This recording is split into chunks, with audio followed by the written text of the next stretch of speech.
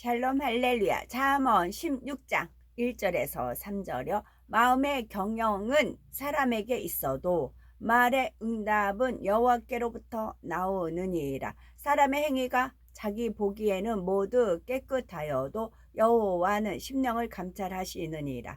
너의 행사를 여호와께 맡기라. 그리하면 네가 경영하는 것이 이루어지리라. 아멘.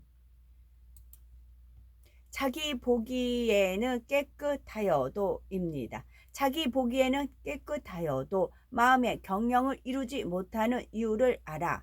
하나님 보시기에 깨끗한 자가 되어 마음의 경영을 이룰 수 있는 방법을 알아야 되겠죠. 대부분의 사람들은 꿈이 있지만 쉽게 이루지 못하는 것을 볼 수 있습니다. 그러나 하나님의 사람들은 성경에 기록된 하나님의 공식을 활용하여 자신의 꿈을 이룰 수 있습니다. 예를 들면 신명기 28장에는 하나님의 말씀을 삼가 듣고 그 모든 명령을 지켜 행하며 그 말씀에 순종하면 하나님께서 우리를 세계 모든 민족 위에 뛰어나게 하실 것이며 모든 복이 임하게 해 주실 것이라고 말씀하고 있습니다. 반면에 하나님의 말씀에 순종하지 아니하며 그 모든 명령과 규례를 지켜 행하지 아니하면 모든 저주가 임할 것도 알려주셨지요. 또한 사람의 말이나 마음 또는 행함에 따라 어떻게 응답이 되고 보응을 받는가도 잘 나와 있습니다. 예수님을 미워하던 대제사장들과 유대 백성들은 예수님을 빌라도 총독 앞에 데리고 와서 십자가에 못 박을 것을 요구하며 예수의 피를 그들과 그 자손에게 돌릴지어다 고백하였지요. 결국 예루살렘은 로마 군대에 의해 함락되고 약 110만 명이나 되는 유대인들이 무자비하게 학살당했으며 그 후로 나라 없이 세계를 떠돌아다니다가 제2차 세계대전 때에는 또다시 600만 명이나 학살을 당하는 참혹한 비극을 겪었지요. 이처럼 자기 보기에는 깨끗하여도 하나님 보시기에는 악을 행하면 축복이 임하기는커녕 저주가 임하는 것을 볼 수 있습니다.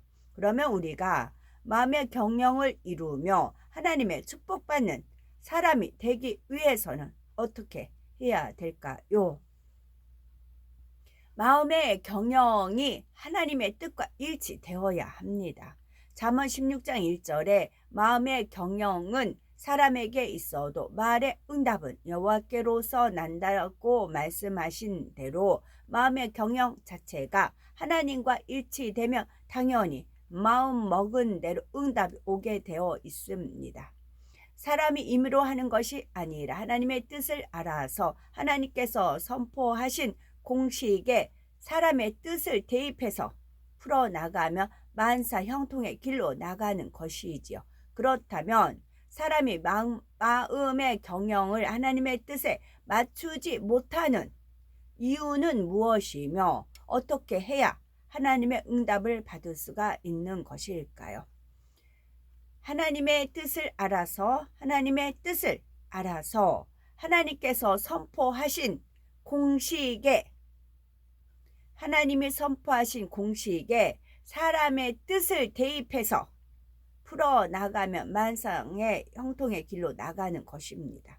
그래서 하나님의 뜻을 알아야 되고 하나님께서 선포하신 공식에 대해서 우리가 익혀야 되는 겁니다.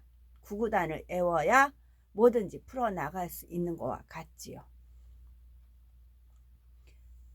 첫째는 세상 사람들도 악으로 여기는 육에 속한 악은 버려야 되고 하나님께서 악으로 여기시는 것은 버려야 되고 하나님의 뜻과 일치되지 않는 자신의 의를 버려야 합니다.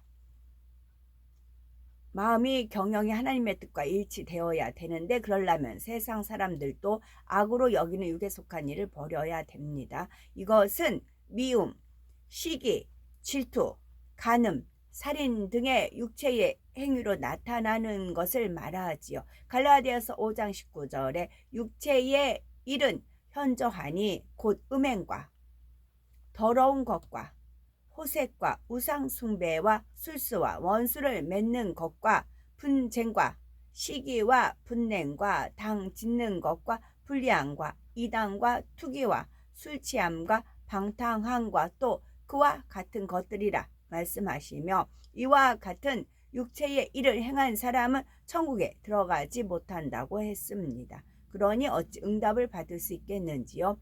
세상 사람도 당연히 행하지 말아야 될 악이니 하나님을 믿는 사람들은 더더구나 해서는 아니 되는 것이고요. 또한 하나님께서 악으로 여기시는 것은 버려야 합니다. 이는 마음에는 담고 있으되 행위로는 보이지 않는 육신의 일을 말하는데, 미움이나 간음의 마음을 가지고 있다 해도 행위로는 나타나지 않을 수 있으며, 미워하면서도 미워하지 않는 척, 사랑하지 않으면서도 사랑하는 척 할 수 있습니다. 세상 사람들은 이러한 육신의 일은 눈에 보이지 않기 때문에 악하다 말하지 않으나, 중심을 보시는 하나님께서는 마음에 가지고 있는 것만으로도 악하다 말씀하시지요. 그래서 마음에 여자나 남자를 보고 음욕을 품어도 이미 가늠한 것이라 말씀하는 것이고, 하나님께서는 육체의 일은 물론 육신의 일도 버리기를 원하신다는 사실을 깨우쳐야 하겠습니다. 또한 하나님의 뜻과 일치되지 않는 자신의 의를 버려야 합니다. 육체의 일, 육신의 일까지 벗어버리고 영으로 들어와서 스스로 의인이 되었다고 생각하는 사람들 중에도 버려야 할 것이 있는데 바로 자기적인 의입니다. 결국 이 세 가지 단계를 다 거쳐야만 비로소 온전한 영의 사람으로 변화될 수가 있으며, 그래야만 성경에 약속된 축복들이 임하게 되는 것입니다. 예수님께서 대제사장들과 백성의 장로들이 파송한 무리에게 잡히시던 날 밤, 베드로는 갖고 있던 칼을 들어 대제사장의 종 말고의 귀를 쳐서 떨어뜨렸습니다. 이는 사랑하는 스승을 지키려는 마음으로 한 의로운 행동인 것 같지만 하나님 편에서 보면 옳지 않은 것이었습니다. 아무리 진리에 맞는 것처럼 보인다 할지라도 성령의 역사를 쫓아 승복한 것이 아니라면 온전한 진리가 될 수 없는 것입니다. 사도행전 10장을 보면 요바에 있던 베드로가 기도하려고 지붕 위에 올라가 환상을 본 내용이 나오죠. 하늘에서 큰 보자기 같은 것이 내려왔는데 그 속에는 땅에 있는 각색 4발 가진 짐승과 기는 것과 공중에 나는 것들이 있었습니다. 그러면서 베드로야 일어나 잡아 먹으라 하는 소리가 들리지요. 이에 베드로는 주여 그럴 수 없나이다. 속되고 깨끗이 아니한 물건을 내가 언제든지 먹지 아니하였삼나이다 하며 먹기를 거절하지요. 모세의 율법에 의하면 보자기에 들어있는 것들은 가증스러운 동물들로서 먹지 못하도록 금지되어 있었던 것입니다. 그러나 이것은 분명히 주님의 음성인 줄 알면서도 자기적인 의 속에서 불순종한 것이니 하나님의 뜻과는 맞지가 않았습니다. 하나님께서는 내가 깨끗게 한 것을 네가 속되다 하지 말라 말씀하시며, 이방인에게는 복음을 전할 수 없다고 여겼던 베드로의 고정관념을 깨트려 주셨습니다. 또한 자기가 옳다고 여기는 자신의 의를 깨트려야 합니다. 그것은 첫째는 진리를 지키지만 자기 생각에 맞춰 지키는 사람이 있고, 자기 생각으로 잘못된 분야를 갖추는 사람이 있고, 상대가 악으로 나오는 것을 보고 마음에 눌러 참는 사람이 있습니다.